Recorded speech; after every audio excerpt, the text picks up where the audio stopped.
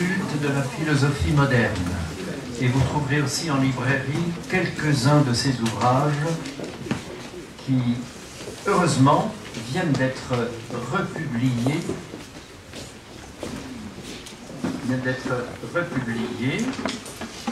Alors, le premier, c'était bien La trahison des initiés. C'est cela, sous-titré La franc-maçonnerie du combat politique à la guerre de religion.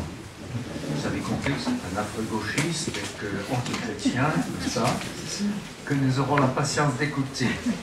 Et ensuite, il y a une autre série, vous la trouverez indiquée parmi les ouvrages parus. Monsieur Pascal a quand même, il en a publié un certain nombre, La guerre des gnoses, avec l'après-Kabbale, Islam et Kabbale contre l'Occident chrétien, la Renaissance, cette imposture. Oui, vous voyez, il est tout à fait dans le sens du courant général de notre... Et puis, ah oui, le dernier. La réforme, cette évolution, le siècle de la folie. Cette révolution, le siècle de la folie. Nous allons devoir nous maintenir strictement maintenant dans l'horaire prévu, afin, donc, M. Pascal, jusqu'à 6 heures. À 6 heures, M. Berthaud, et nous devrons impérativement lever le camp, la séance, notre séance, si vous préférez, à 7 heures, parce que le personnel de la cuisine, les bénévoles, tiennent à leurs horaires. Merci d'avance. Nous aurons quand même le temps, j'espère, de poser quelques questions encore et d'avoir des échanges. Je signale aussi un ouvrage qui n'est pas en vente ici, mais que M. François Valençon a consacré à la philosophie juridique. C'est un ouvrage, 20 leçons d'histoire de la philosophie du droit, les principaux auteurs et les grands courants. Il y a tout un chapitre sur Saint Grégoire le Grand, qui peut prolonger ce qui a été dit. Merci. À vous, monsieur. Alors, je vous approche aussi. Je ne crains pas qu'on ne vous entende pas. D'accord. Vous nous donnez là. Ah.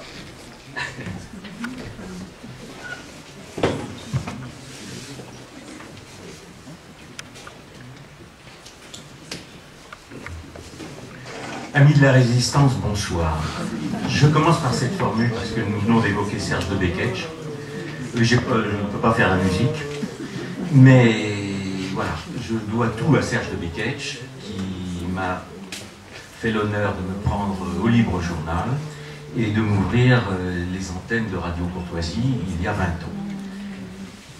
Et il commençait souvent par cette formule. Le Libre Journal de la France courtoise qu'il dirigeait, c'était un décadaire qui s'appelait de Résistance française et catholique. Voilà le programme. Et je suis très heureux de pouvoir parler devant vous. J'étais venu il y a un certain nombre d'années, je n'ai pas exactement la mémoire exacte, ni pour quel livre, je ne m'en souviens plus non plus.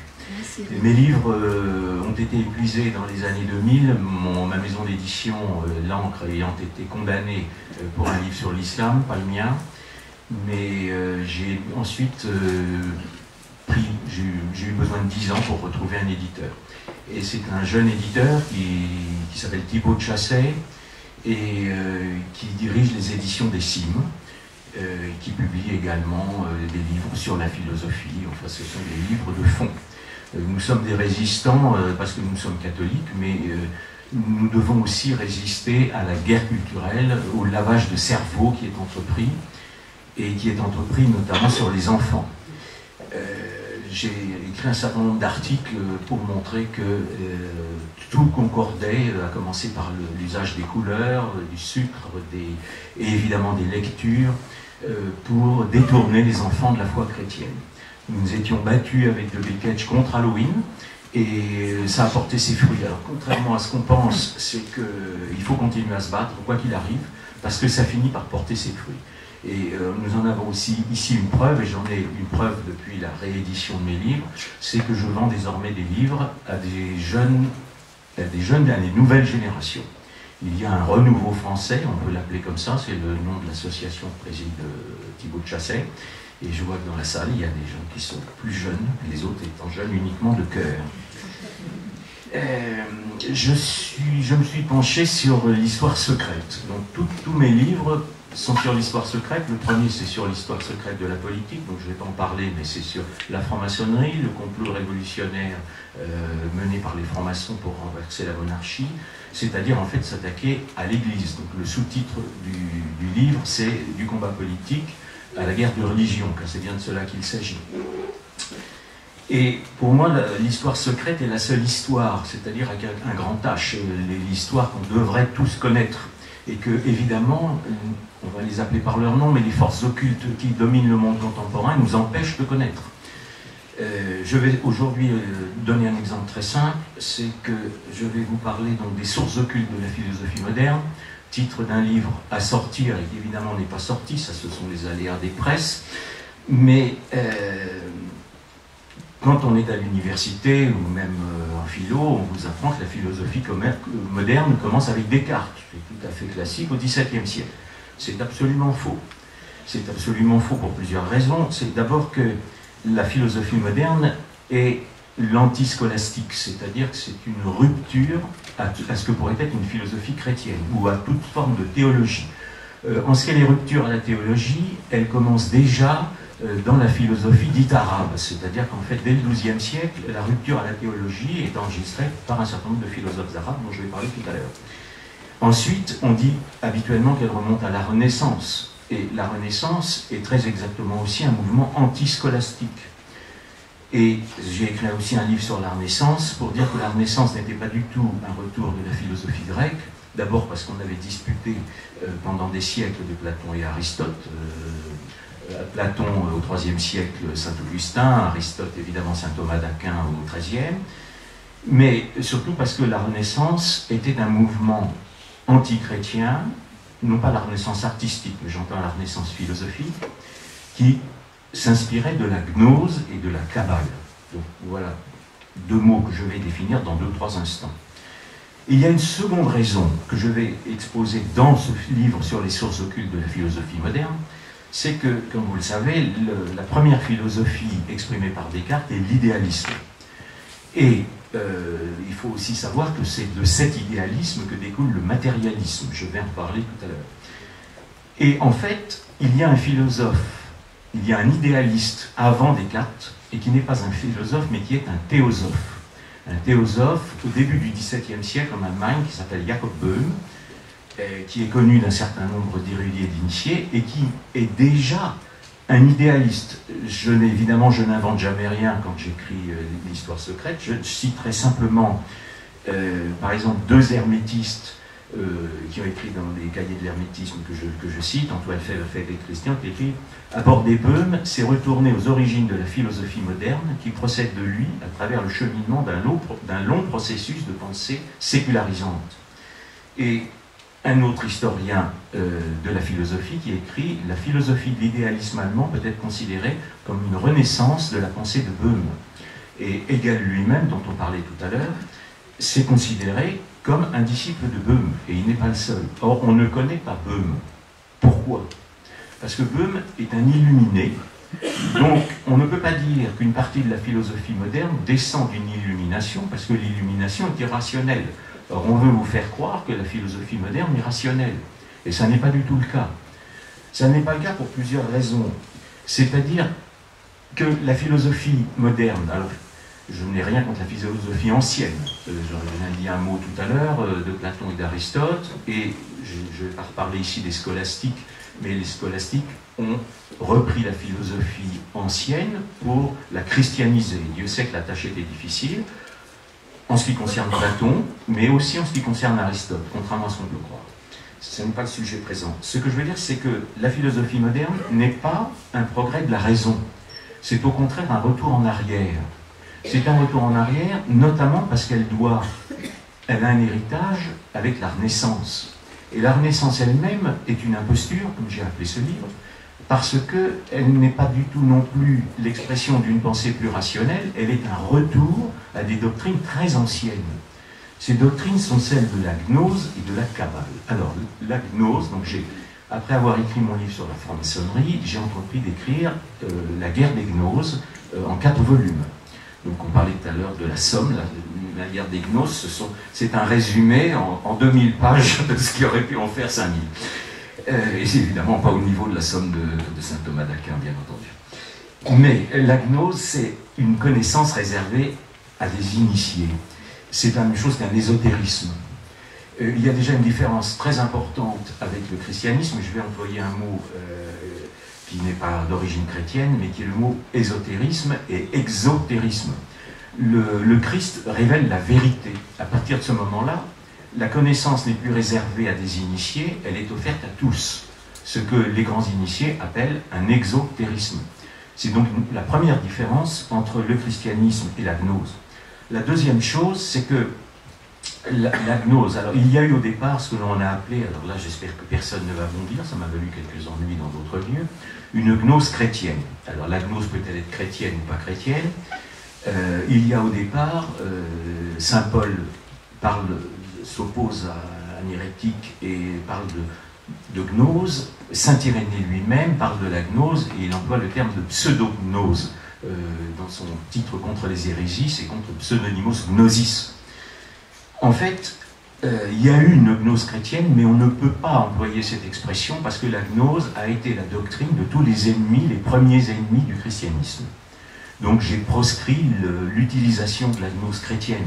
Comme il n'y a pas d'ésotérisme chrétien, ça concerne évidemment directement la franc-maçonnerie, parce que le Christ a révélé la vérité, donc il n'y a pas de connaissance réservée à des initiés dans le christianisme. Ça ne veut pas dire qu'il n'y ait pas besoin d'une connaissance théologique et que tout le sens des Écritures soit accessible facilement à tous. Ça veut dire que rien n'est caché. Nous ne cachons rien. Il y a aussi, on devrait pouvoir parler d'une initiation chrétienne. Et c'est aussi un terme qu'on proscrit, mais il y a une initiation chrétienne. Simplement, elle a une spécificité, c'est qu'elle est sacramentelle. Quand nous sommes baptisés, nous changeons d'être, nous changeons d'état. Donc nous subissons, nous bénéficions en l'occurrence d'une initiation. Mais évidemment, ça n'est pas du tout la même initiation que celle des ennemis du christianisme. Le problème, c'est que dès les premiers siècles, le christianisme, en fait, par le message du Christ, a mis fin à des doctrines antérieures et qui étaient des doctrines de gens qui étaient très proches du pouvoir. Et donc ces gens se sont opposés, évidemment, tout de suite au message du Christ. Je voudrais juste donner quelque chose, un critère important, c'est que le Christ abolit la magie. Voilà un mot qui est utilisé aujourd'hui tous les jours. C'est pas quand un footballeur met un but, on lui demande, il dit c'est magique, quand il y a une belle chanson, tout est magique. Et les jeunes générations, on les accable d'un petit héros sorcier, où on leur fait fêter Halloween, la fête des sorcières. Petite anecdote, tant pis si j'ai fait des détours, mais enfin, Luther a affiché ses thèses sur les indulgences le 31 octobre, c'est-à-dire le jour d'Halloween. Et ça n'est pas du tout un hasard, les gens qui liront mon livre sur la Réforme pourront savoir d'où venait ce calendrier. Donc, je reviens à la gnose, pardonnez-moi, je pense que je vais beaucoup fluctuer dans le temps, c'est un peu un défaut. Elle a trois sources. La première source, le fondateur d'un mouvement qui s'appelle le gnosticisme, c'est Simon le magicien, donc mot magie, il n'est pas dit le magicien, au hasard.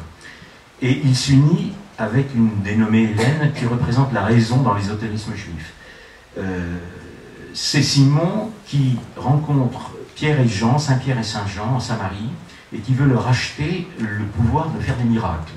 Et c'est de là que vient le mot simonie. Donc je pense que c'est Saint Grégoire dont on a parlé tout à l'heure avait combattu également la simonie, c'est-à-dire l'interférence financière sur la foi. Et, chose très importante, Saint Pierre et Saint Jean le rejettent ensemble, parce que les apôtres du Christ ne baptisent pas avec un mage, parce que là on n'est plus dans l'histoire même du Christ, mais dans ce qu'a ajouté Saint Matthieu, les rois mages viennent s'incliner devant le Fils de Dieu. Ça a une signification, ils sont guidés par la lumière, ils sont guidés par l'étoile qui représente la lumière, et la magie vient s'incliner devant le Fils de Dieu, parce que la science magique est une science archaïque, et que le Christ abolit la magie, parce qu'il retire toute l'instrumentation de l'irrationnel qui était dans la magie de la nature. Et à partir de ce moment-là, la nature ne fait plus peur. C'est aussi pourquoi le christianisme a été à l'origine de la science, parce que vous êtes en partie des scientifiques ou passionnés par la science, mais avant les gens avaient peur d'étudier la nature. Évidemment, nature créée par le Créateur. Donc si vous voulez, il y a aussi une obligation, c'est qu'on ne peut pas connaître la nature en ignorant son Créateur, ce qui est le problème de la science moderne. Donc ça, c'est la première source de la gnose, c'est la magie. Or, à la Renaissance, la magie est revenue. Elle est revenue en Italie avec Marsile Ficine. J'ai entendu dire du bien une fois de lui sur Radio Courtoisie. Je n'en dis pas de bien dans mes livres, évidemment. Avec le Fève d'Étaples, hein, en France, par exemple, le cénacle de Meaux, c'est un cénacle de mages. Donc, si vous voulez, la Renaissance fait revenir la magie. La deuxième source de la gnose, c'est l'essénisme. Évidemment, les étals de librairie sont encombrés de livres sur l'ésotérisme et l'essénisme. Le Christ n'a évidemment rien d'un essénien. L'essénisme, d'abord, est réservé uniquement aux juifs, reste un ésotérisme et refuse l'incarnation. Donc, il refuse absolument l'essentiel. La troisième source, qui va concerner la philosophie, c'est Philon le Juif. Philon le Juif, qui est le plus grand philosophe d'Alexandrie, qui est un contemporain du Christ, et qui est un très grand auteur qu'on ne connaît pas, on n'enseigne pas à l'université, parce qu'il est à la fois le premier néoplatonicien, donc le fondateur d'un mouvement philosophique qui va s'appeler le néoplatonisme, et l'ancêtre de la Kabbale. La Kabbale étant la tradition ésotérique juive, et qui est datée par les historiens, que je vais appeler officiels, du XIIe siècle. Elle est répertoriée à partir du XIIe siècle. Or, en tant que compromission, parce que c'est de cela qu'il s'agit, de l'ésotérisme juif avec l'égyptien, parce que la gnose est une compromission de l'ésotérisme juif avec l'égyptien, d'où aussi ces références multiples à l'Égypte, comme l'on peut voir dans tous les films, dans les publicités, parce que les publicités, évidemment, sont aussi imprégnées des les chansons, bien entendu.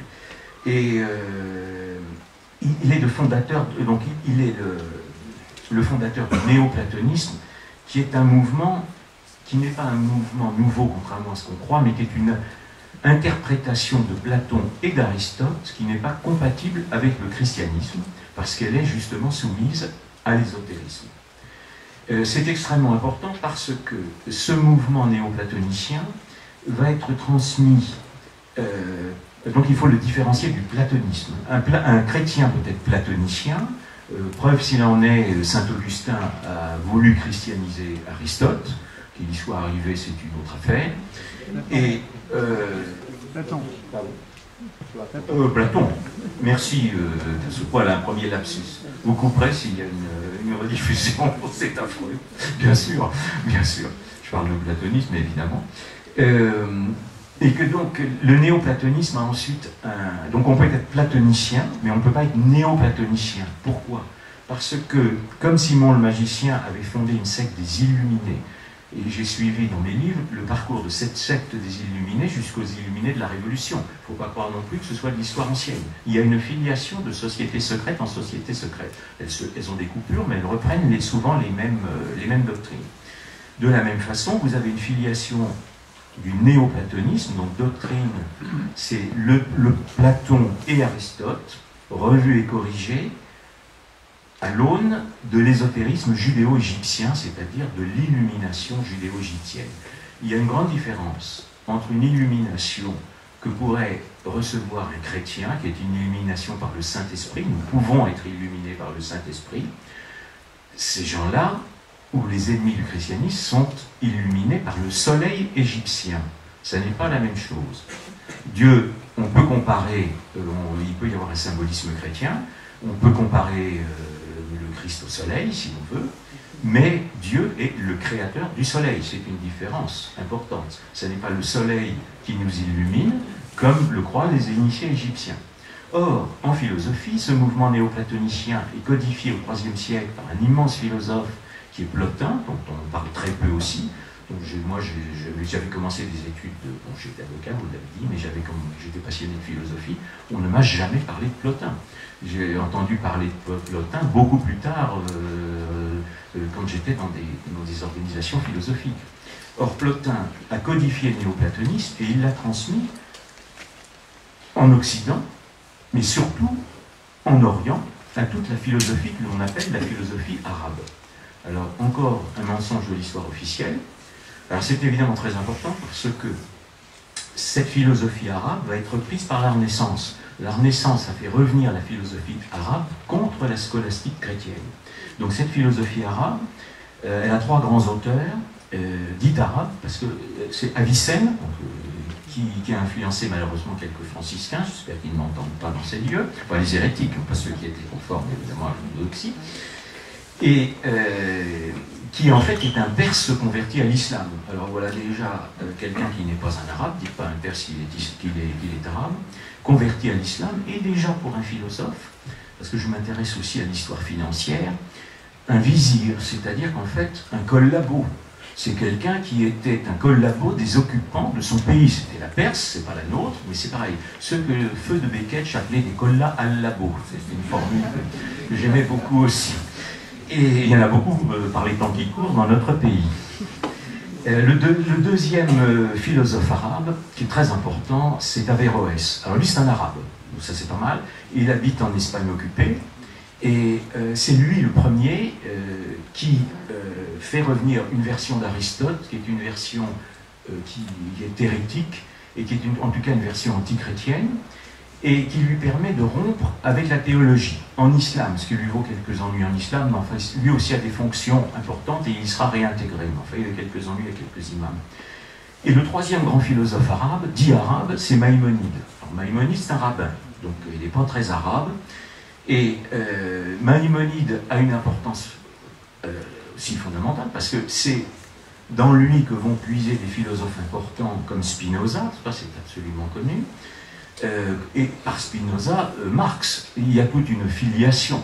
Or, Maïmonide est un actualisateur, si l'on peut dire, du Talmud. Le Talmud étant le code de l'ésotérisme juif qui a été codifié donc, au IIe siècle après Jésus-Christ. Ce qui veut dire que Maïmonide étant aussi considéré comme le premier grand philosophe kabbaliste donc du XIIe siècle, qu'en vérité, les doctrines qu'il réactualise étaient déjà dans le Talmud. Et les doctrines du Talmud, elles étaient déjà dans la gnose, et évidemment, tout cela découle de l'ésotérisme judéo-égyptien. Autrement dit, c'est pourquoi j'ai écrit un livre qui s'appelle La pré-Kabbale, c'est que la Kabbale est datée du XIIe siècle, officiellement, dans un livre qui s'appelle Le Bahir, qui paraît en Provence, en même temps que les hérésies cathares, et les deux sont liés, et également au commerce, parce que les cathares étaient des commerçants. Et tout remonte en vérité au Talmud. Au Talmud qui a été un livre, un ensemble de livres qui ont été écrits contre le christianisme au IIe siècle après Jésus-Christ. Tout ça pour vous dire que les philosophes dits arabes sont traduits, et c'est à ce moment-là que les dominicains s'emparent du vrai Aristote, qu'ils traduisent d'ailleurs du grec et non pas de l'arabe, pour donner une version chrétienne d'Aristote, parce qu'Aristote était revenu, la doctrine officielle de l'Église était fondée sur le platonisme depuis saint Augustin, et Aristote revenant dans une version hérétique, il fallait y répondre. Et c'est cela la réponse de saint Thomas, je vais y arriver. Voilà, christianiser Aristote.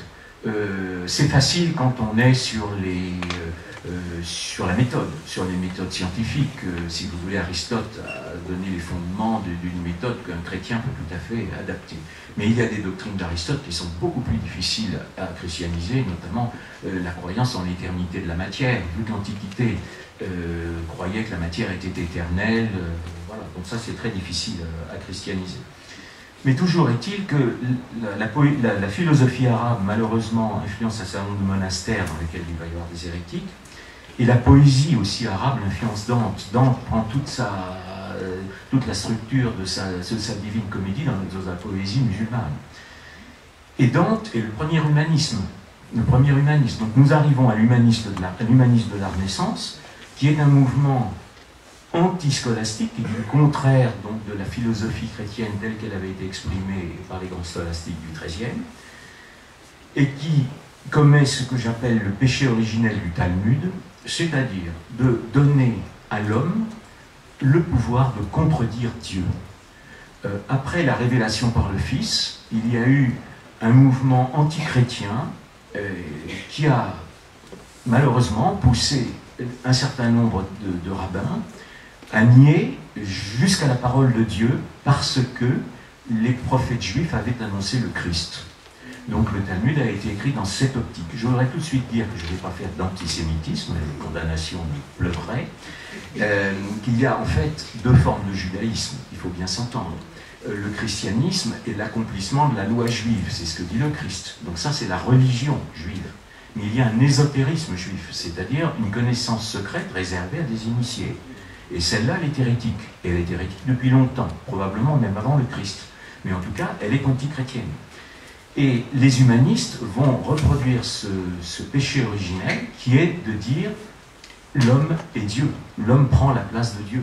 C'est ça le problème. Quand on parlait tout à l'heure de démocratie, de société antichrétienne, la société chrétienne est un ordre qui nous vient, un ordre social chrétien qui nous vient d'en haut, qui nous vient de Dieu, tandis qu'à partir de l'humanisme, on va concevoir le politique et la philosophie, non plus à partir de Dieu, en partant du haut, mais en partant du bas, en partant de l'homme. Or, l'homme qui prend la place de Dieu, c'est le péché originel, c'est « vous serez comme des dieux » de la parole de la Genèse. Ça, c'est déjà un premier péché.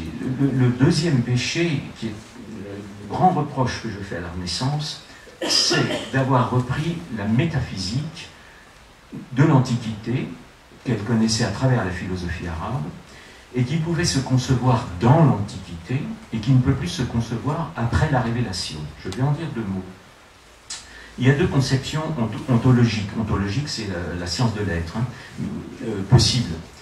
Vous avez soit, comme l'Antiquité le pensait, un monisme de l'être. Un monisme de l'être, c'est qu'un être est un, tout est un. Le monde est un, le cosmos est un. Tout à l'heure, on a employé donc le mot de cosmos. Il faut faire très attention parce que Dieu est le créateur de l'univers, du cosmos évidemment en tant qu'il est ordonné, mais il ne faut pas avoir un culte du cosmos. Alors c'est ce qu'on fait revenir les humanistes de la Renaissance, c'est un culte du cosmos de l'Antiquité. Mais il y a une autre vision, et qui est la vision biblique et chrétienne, qui est le dualisme métaphysique. Dieu, à partir de la Genèse, c'est expliqué dans la Genèse, c'est la conclusion philosophique qu'on peut en tirer, Dieu crée à partir de rien, ex nihilo, comme on l'a dit tout à l'heure. Donc à partir de ce moment-là, vous avez deux êtres. Vous avez un être créateur et vous avez un être créé. Et il ne faut pas confondre les deux.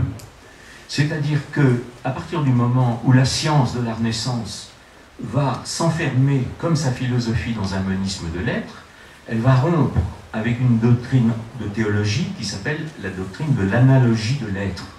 L'analogie de l'être, ça n'est pas comme dans la doctrine hermétique qui pense que le microcosme est un reflet, est un élément du macrocosme du tout. Le microcosme, ce serait nous, l'homme, et le Dieu sera un macrocosme, cosme, c'est-à-dire cosmique, un tout grand un. Par contre, dans le dualisme de l'être, Dieu est un être qui est, c'est le mot Yahvé en lui-même, je suis celui qui suis, et il crée un être qui n'est pas son corps. Il crée par sa volonté libre, c'est la donnée de la théologie. Donc à partir de ce moment-là, vous avez un dualisme métaphysique. Vous avez un être créateur et un être créé. Et on ne peut pas connaître l'un sans l'autre. C'est-à-dire que si on s'enferme uniquement dans l'être créé et qu'on ignore son créateur, on ignore un certain nombre des lois de l'ordre naturel dont on parlait tout à l'heure. Nous sommes aujourd'hui tout à fait dans cette actualité, c'est que la négation de cet ordre naturel en vient à nier jusqu'à l'évidence. Les sexes, les nations, les affections, les familles, les cercles qui ont traditionnellement fondé toute société. Nous sommes donc en déliquescence de société parce que nous ne respectons plus l'ordre naturel créé par Dieu.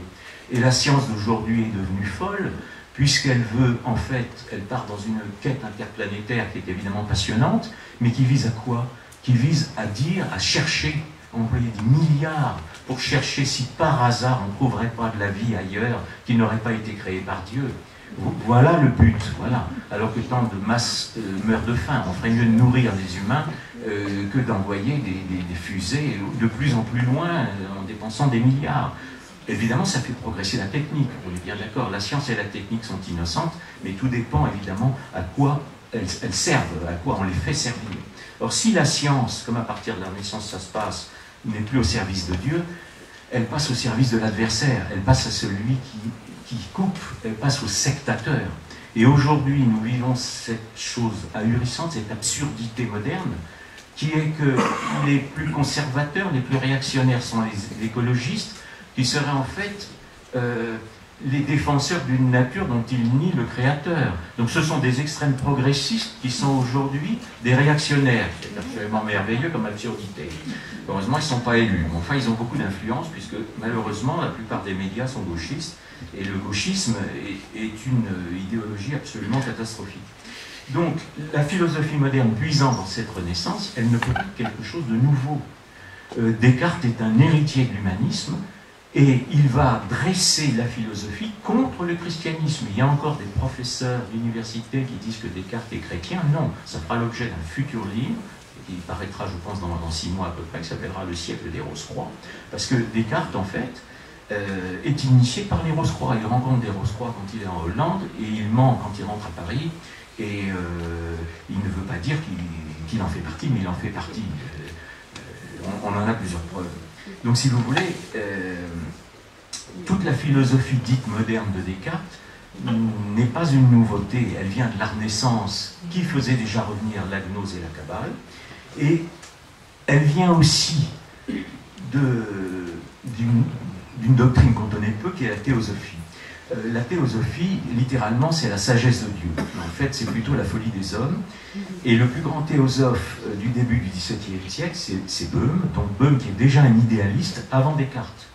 Et tous les philosophes cartésiens qui vont suivre, alors Descartes lui-même n'est pas reconnu comme un héritier de Boehme, mais il n'a pu que connaître Boehme. Il l'a sans doute connu en Hollande parce que Boehme avait été traduit à peu près dans toutes les langues. Et en tout cas, ses disciples seront des disciples de Boehme. C'est-à-dire que, par exemple, Spinoza est un cartésien, mais également un böhmien. Et un scientifique important sera aussi un böhmien, c'est Newton.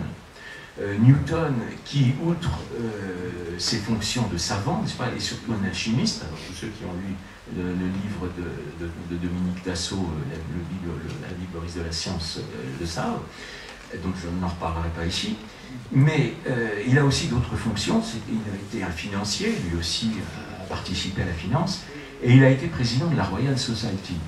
Et la Royal Society, elle est directement à l'origine de la franc-maçonnerie moderne. Donc on va retrouver, si vous voulez, les doctrines, notamment le déisme de Newton, dans les loges maçonniques.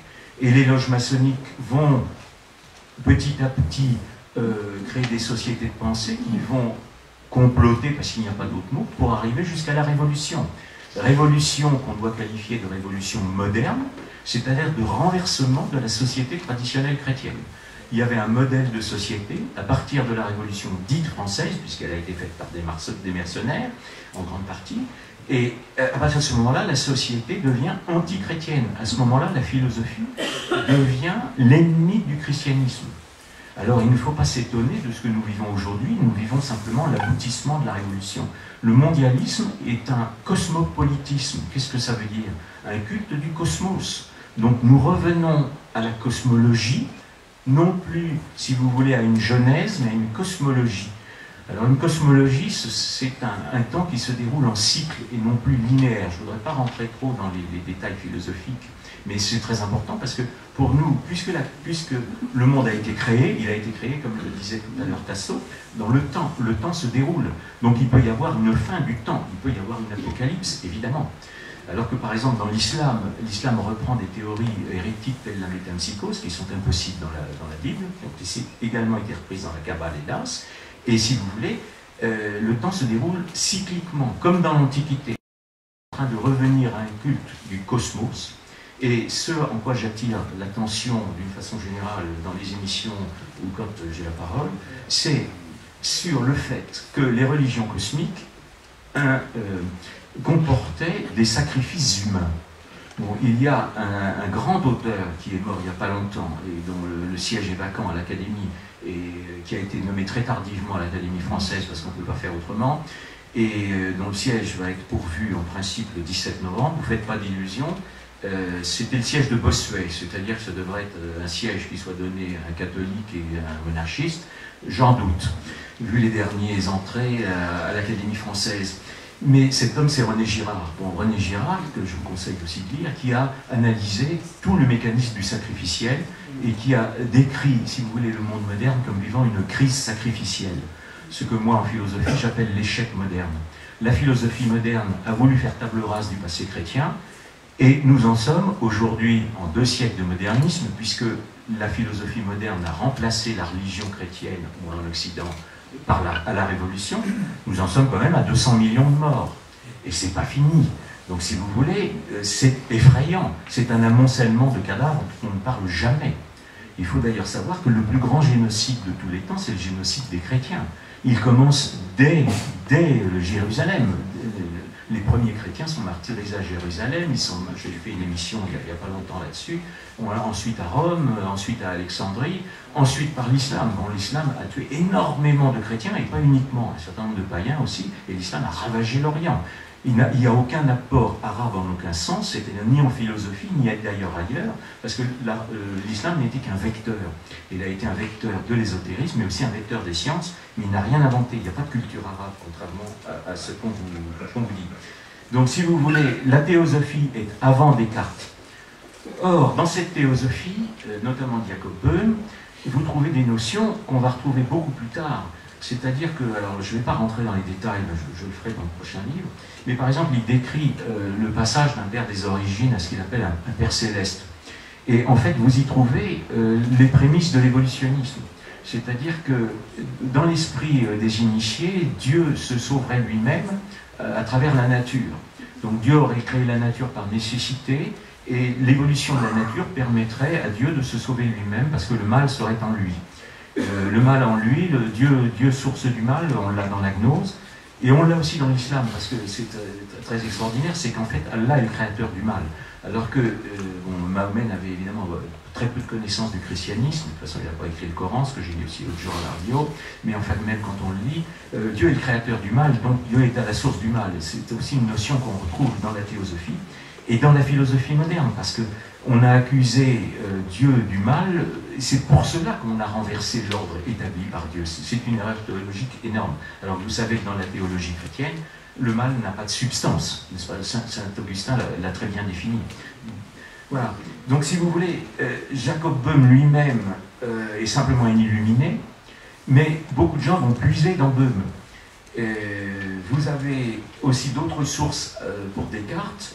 C'est Francis Bacon. Donc Francis Bacon, qui est un scientifique, qui est un chancelier d'Angleterre, et qui est un Rose-Croix, qui est aussi un initié, et qui est le premier à créer la méthode scientifique expérimentale dite moderne.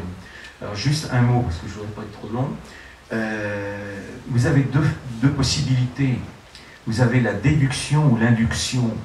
Francis Bacon est à l'origine de ce que l'on a appelé l'induction. L'induction était déjà dans la méthode aristotélicienne, mais déduire et induire, la différence, c'est que si la vérité est révélée par le Christ, ce que nous croyons, nous avons connaissance de tout. Donc à ce moment-là, nous pouvons toujours améliorer notre connaissance de la nature, sans en avoir peur, puisque la magie en a été extraite, mais nous pouvons déduire de la vérité révélée ce que nous allons exprimer en science. Tandis qu'induire, ça veut dire, à partir de l'homme, procéder par induction, presque par imagination, ce qui est extrêmement dangereux parce que ça n'est plus une méthode scientifique. Et dans le cas de Bacon, il appelait cette induction la chasse de Pan. Chasse de Pan parce qu'il croyait au panthéisme. Donc, si vous voulez, nous ne sommes plus dans une démarche chrétienne, nous sommes dans une démarche anti-chrétienne.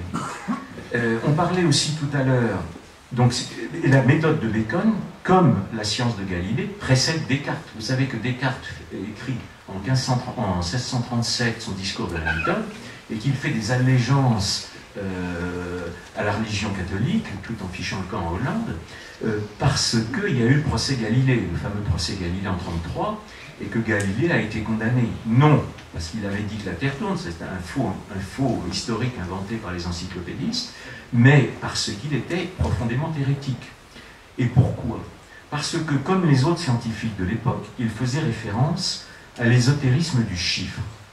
Donc j'ai entendu parler en arrivant ce matin de la différence entre le nombre et le chiffre. Alors, je ne vais pas revenir sur cette distinction, mais il faut savoir que la Kabbale est non seulement théosophie, c'est-à-dire prétention à l'initié de connaître Dieu mieux que Dieu ne se connaît lui-même, par lui-même, notamment par des démarches magiques, mais que la Kabbale est aussi une numérologie. On retrouve cette numérologie, c'est-à-dire science ésotérique du chiffre. Il ne s'agit pas simplement de décrypter la nature telle que Dieu nous l'a donnée, telle qu'elle existe. Il s'agit de la recréer. Ce n'est pas du tout la même démarche. Donc, tous les scientifiques du début du XVIIe siècle sont des ésotérismes du chiffre. Et ce chiffre avait déjà traversé, par exemple, même la poésie de Dante. Quand on dit que Dante c'est de la poésie, non. Dante dit par exemple, je crois que c'est Béatrice, elle est 3 fois le chiffre 3, etc. Et ça n'est pas du tout la Trinité.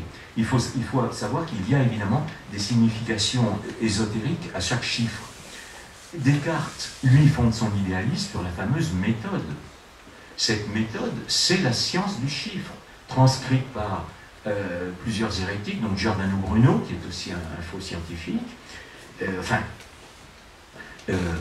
par Paracels, bon, Paracels avant qui était un alchimiste lui aussi, et par Galilée.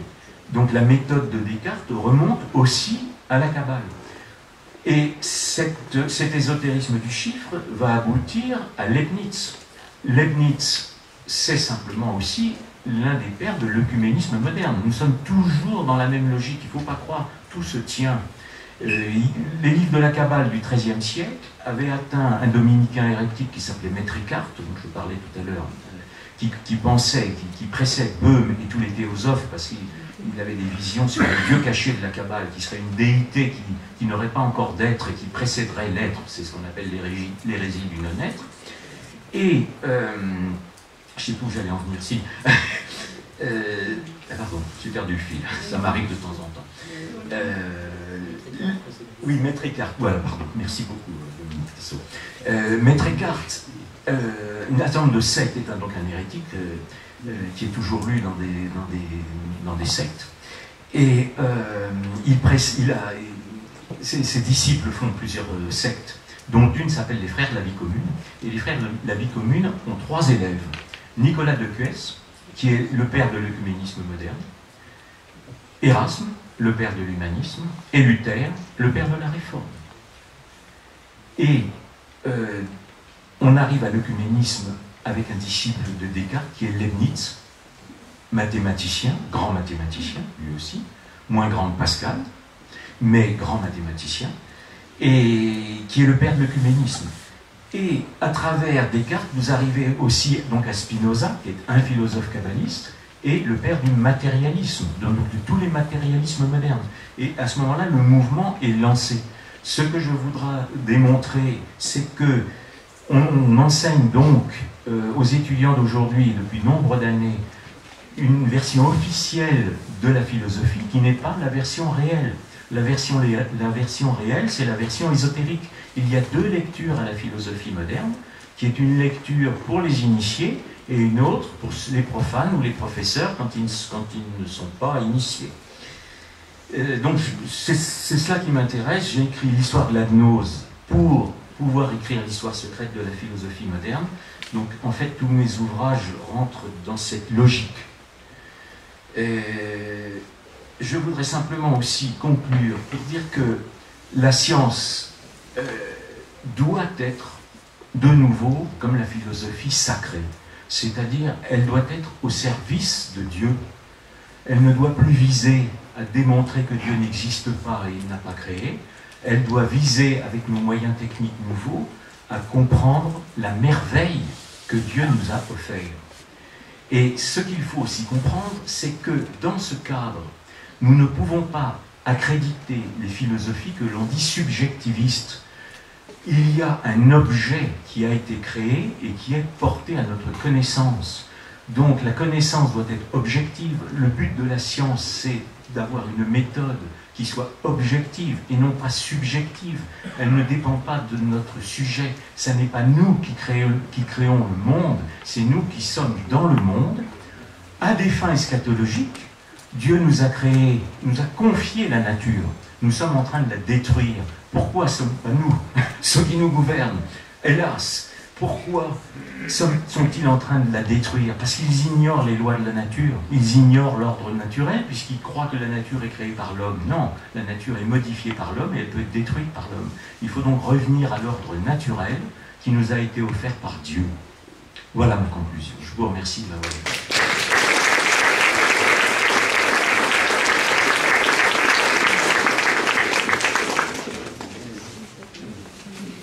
J'étais dans les temps.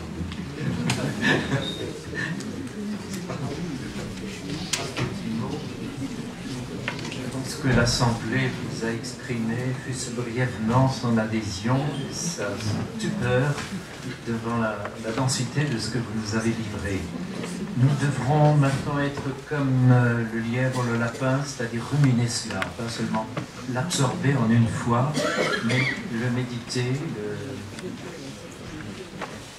l'assimiler en nous-mêmes, et j'espère que vos ouvrages auront un retentissement, un succès, et que ça sera comme une rosée nouvelle pour beaucoup d'esprits, pour une génération en tout cas jeune, qui n'aura pas été conditionnée par cette propagande insidieuse qui, dans tout l'enseignement officiel, s'est appesantie sur nous depuis trop de temps.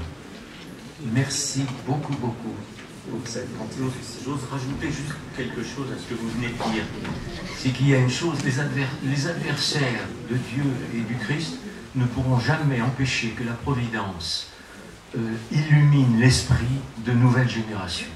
Donc il y a quelques jeunes dans la salle, et je l'ai dit tout à l'heure, j'avais maintenant des lecteurs jeunes, pas cela nécessairement, mais ce qui est un phénomène nouveau, et donc surtout, résistons, ne baissons jamais les bras. Merci.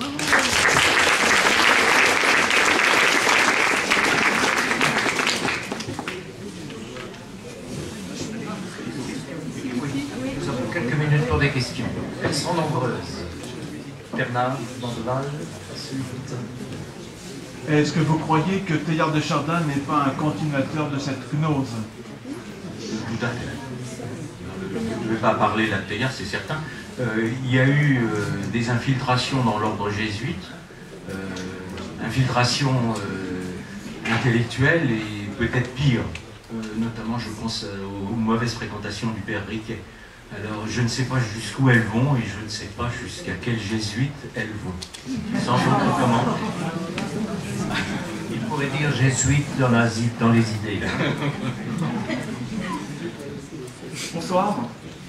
Alors en fait j'aurais plutôt deux questions à vous poser. Alors la première en fait c'est d'abord je dirais sur la convergence islamo-gaucho-maçonnique.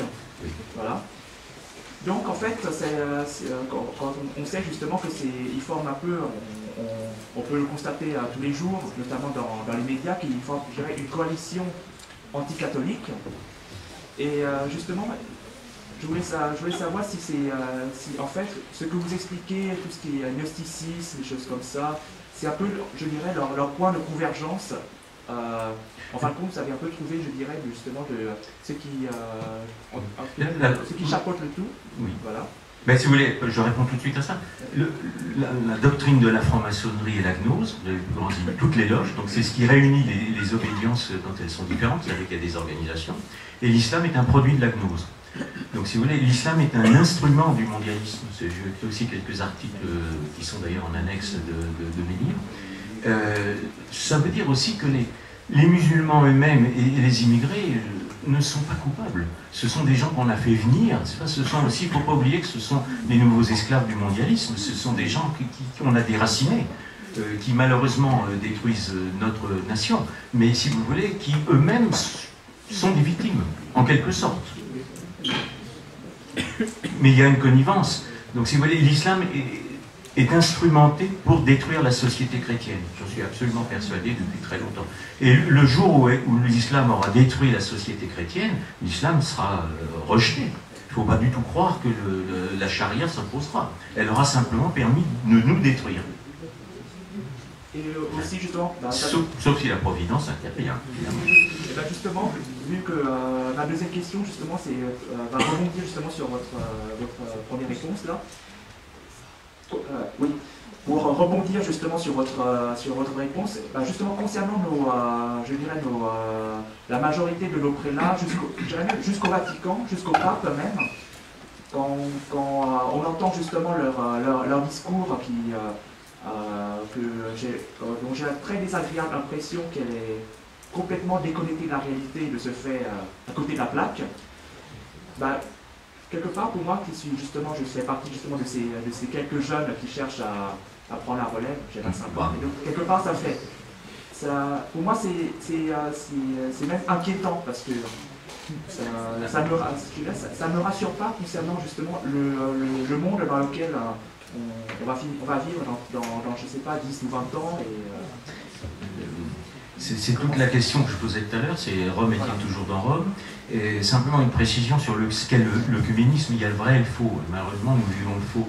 Le véritable œcuménisme, c'est de ramener à la vérité révélée les brebis égarées. D'abord nos frères chrétiens, les protestants, les orthodoxes ne sont pas des hérétiques, les orthodoxes sont des schismatiques, c'est pas la même chose.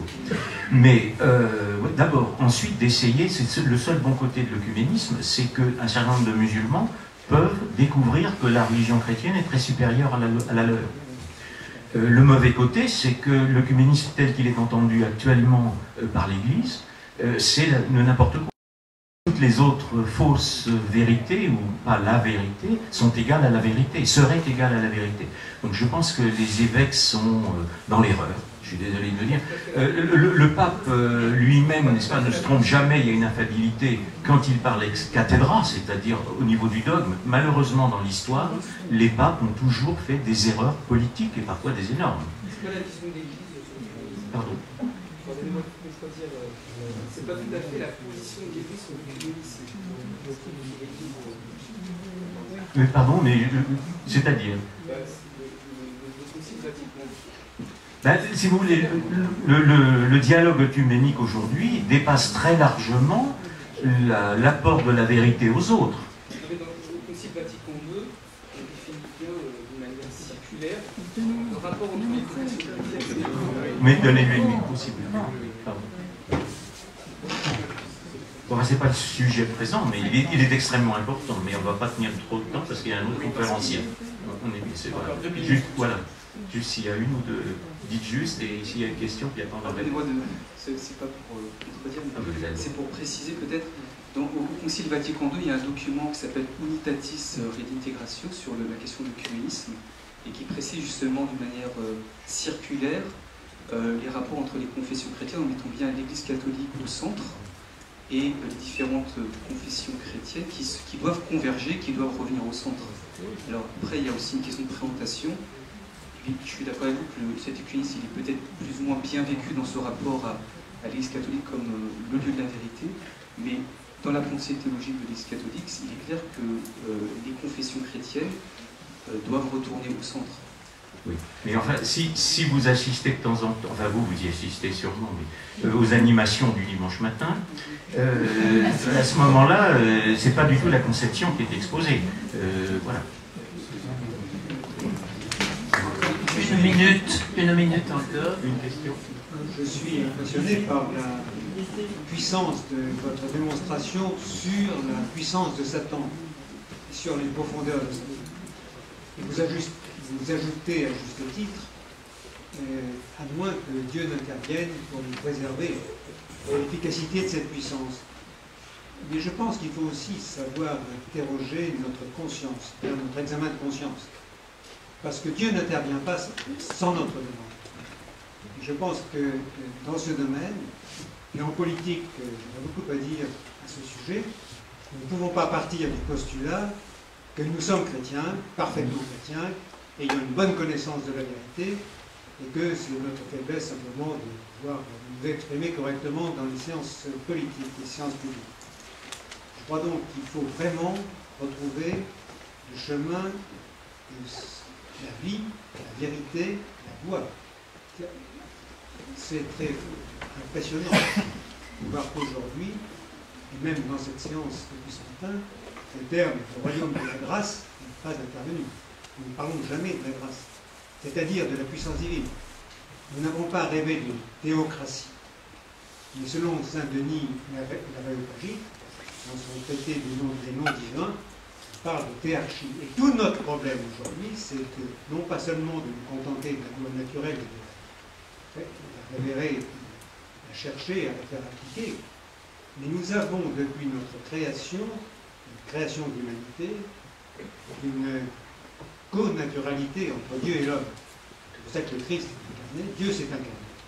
Et c'est cette réalité-là que nous avons à vivre, à découvrir en politique, pour qu'il soit clair que nous avons aujourd'hui à nous faire vraiment des instruments. Et la royauté du Christ n'est pas une royauté sociale dogmatique, c'est une réalité, c'est une royauté qui passe par l'assentiment de l'homme qui se fait serviteur de cette royauté.